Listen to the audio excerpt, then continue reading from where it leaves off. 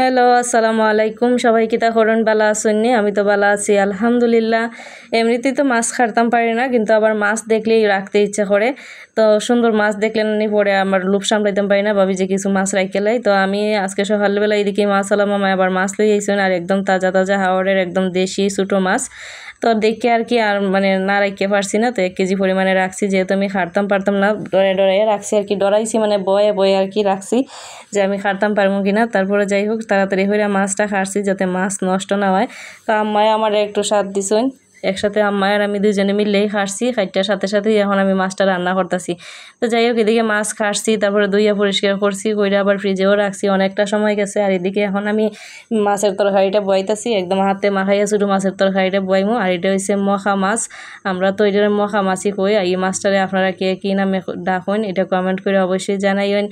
আর এখন আমি দেখতেছেন যে হাত দিয়ে মাখাইয়া বয়াইতেছি তরকারিটা, আর সব রকম মশলা দিচ্ছি, এখানে পেঁয়াজ দিছি, অল্প একটু রসুন, তারপরে হলুদ, মরিচ, ধনিয়া আর দিমু তেল, সব কিছু দিয়ে আর কি এভাবে হাত দিয়ে মাখাইয়া তারপরে বই মারি তরকারিটা নানি মাখাইয়া রান্না করলে অনেক বেশি মজা লাগে এই ছোটো মাছটা, আমার কাছে তো বেশি ভালো লাগে। আর সাথে তো দেখছেনই কিছুটা আলু দিছি চিকন চিকন করে খাইটা।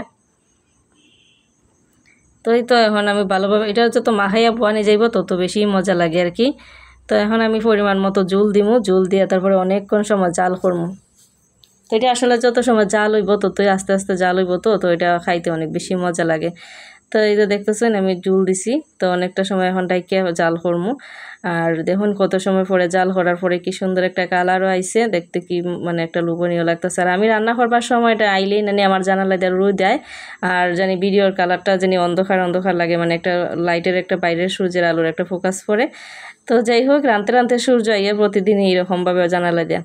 তো এখন আমি ওই যে ধনিয়া পাতা, কাঁচামরিচ সব কিছু দিয়ে আর কি নামাই নিব। আর আলহামদুলিল্লাহ অনেক বেশি মজা হয়েছিল তরকারিটা, দেখুন কি সুন্দর একটা কালার আইছে। আম্মা তো হয়েছেন যে অনেক মজা হয়েছে তরকারি, আমার অনেকদিন পরে আর কি ছোটো মাছের তরকারি খাইয়া হইতেছেন যে অনেকদিন পরে খাইছি। আসলে ছোটো মাছটা খাড়তাম পারি না, তো লেগে বেশি মানে আমি ছোটো মাছটা আনি না, খাড়তে অনেক ঝামেলা, খাইতে তো মজাই লাগে। তো যাই হোক এদিকে আজকে আবার একটা বেগুনের ভর্তা বানাইমো, তো বেগুনের ভর্তা করবার লেগে আর কি বেগুনটা খাইতে নিয়েছি, আর এদিকে একটু শুকনো মরিচও বাচ্ছি, শুকনো মরিচ দিয়ে বেগুন ভর্তাটা ভালো লাগে। আর ভর্তাটা আমি করি কিন্তু বেগুনের ভর্তা আমার কাছে এইভাবে ভালো লাগে, বেগুনটা হালকা একটু বাজছে আর কি, তো বাজলে বেগুনটা এদিকে সিদ্ধ হয়ে যেতেছি গা। তো ওই তো দেখতেছেন আমি মোটামুটি বাজ জ্বালাইছি, এরপরে ওই যে পেঁয়াজ আর মরিচ আর সব কিছু একসাথে রেডি করছি, এখন মাখাইমু।